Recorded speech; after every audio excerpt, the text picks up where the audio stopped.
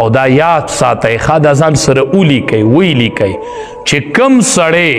سنت پریږدي سنت د فرض به ناقص وي ښه د فرض کامل کېدی نشي دی دې مطمئن اوسي چې فرض یې نیمګړي دي فرض یې نیمګړي چې کم سړی سنت کوي د به فرض کامل وي کو د جمعې دا مونځ دی الله هغې غټې تلې ته مخامخ په دې کې کمې راوځي چې دی سرتور سر کړی و په دې کې خو د اخوا دېخوا کتلو په دې کې خو د خبرې کولې وایي به سنت وله راوالی چې دا مونځ پې مکمل کړو نو چې وکته شي وایي چې د خوړو د جمعې د ورځې سنت شته دی نه څه چل به کوې دا مونږ په څه شاړو سر یو کم طرف ته روان یو د چا مخې له به نه ورځو د امام الانبیا ته به هم پیشي نه کېږي قربان د صحابو نه شمزار د صحابو نه قربان قربان سنت نه د امام الانبیا ادای محفوظ کړي و ادا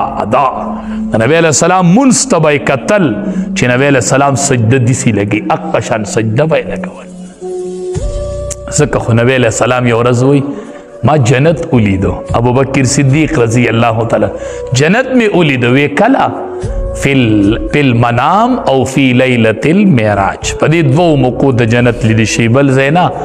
یا خوب کې مې ولیدو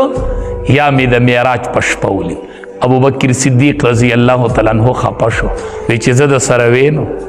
چې زه د سره وین نبی علیہ السلام ورته ته ولې خفه کېږې ته مه خفه کېږه وی ولې وی ته ځکه مه خفه کېږه چې په ټولو پیغمبرانو جنت حرام دی چې څو پورې زه نه یم تللی او په ټولو امتیانو حرام دی چې د څو پورې زما امت جنت ته نه تللی او زما په ټول امت جنت حرام دی چې د څو پورې ابوبکر صدیق رضی الله تعالی عنہ ته خو ما پسې جنت ته ځې زما په امت کې بډومبې هغې جنت ته داخلیږي کم جنت چې ما په خوب کې لیدی دی یا مې په شپه د معراج لیدی دی ته مه خفه کېږه هغې جنت ته به د ټولو نه ډومبې ته ځې ښه موږ به په بار چغې وایو چغې به وو د نبی علیه السلام په عزت ځان قربانومه دا منمه دا مینه به ساتو د ختم نبوت جلسې له راغلی یمه او په میدان کې به ولاړ یو په نبی علیه السلام داغ به نه برداشت کو او ولاړ یو دا ټیک خبره ده د جمعې په ورځ چې دا سنت پرېږدي دا د چا سنت دی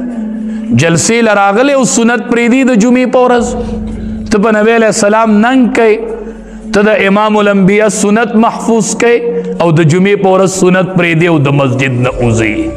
د جمعې په ورځ سنت پرېږدي او د جماعت نه وځې مخې له به ورځې که نه د امام الانبیا سره به دې پیشي کېږي که نه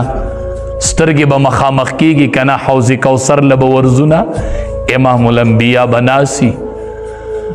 وایي په حوض کوثر به د اسمان د ستورو عمره لوښي او امتیان به یې ځي اوبه به څکي امتیان به ځي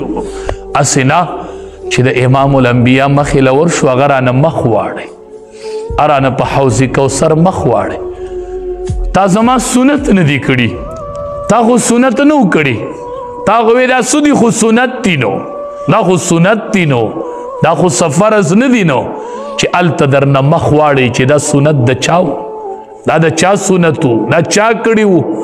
موږ به زر وایو خو سنت دی نو خو سنت دی نو دا سنت نه دی دا د امام الانبیا لمن نیول دي